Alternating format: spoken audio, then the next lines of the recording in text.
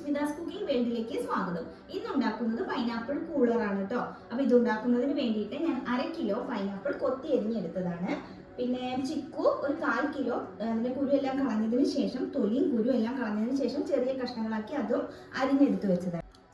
അരിഞ്ഞു വെച്ചേക്കുന്ന പൈനാപ്പിൾ മിക്സിയുടെ ജാറിലേക്ക് ഇട്ട് കൊടുക്കാം. ചിക്കു ചേർക്കാം. ഐസ് ക്യൂബ് കൂടി ചേർത്തിട്ട് നന്നായിട്ടൊന്ന് അരച്ചെടുക്കാം. ഇപ്പം ഇത് നല്ല തിക്കായിട്ടാണ് ഇരിക്കുന്നത്. കുറച്ച് വെള്ളം കൂടി ചേർത്തിട്ട് വീണ്ടും നന്നായിട്ടൊന്ന് അരച്ചെടുക്കാം. എന്നിട്ട് ഇത് അരിച്ചെടുക്കണം കേട്ടോ. അരിച്ചതിന് ശേഷം വീണ്ടും മിക്സിയുടെ ജാറിലേക്ക് തന്നെ ഒഴിച്ചു കൊടുക്കാം. ലെമൺ ജ്യൂസ് ഞാൻ ഒരു നാരങ്ങ പിഴിഞ്ഞിട്ട് അതിൽ നിന്നുള്ള ജ്യൂസാണ് എടുത്തിട്ടുള്ളത്. 1 ടീസ്പൂൺ ജിഞ്ചർ ജ്യൂസാണ് കേട്ടോ, അതുകൂടി ആഡ് ചെയ്തിട്ടുണ്ട്. അടച്ചു വെച്ചിട്ട് ഒന്നും കൂടി ഒന്ന് അടിച്ചെടുക്കാം. അപ്പോൾ നമ്മളുടെ സിമ്പിളായിട്ടുള്ള പൈനാപ്പിൾ കൂളർ റെഡി.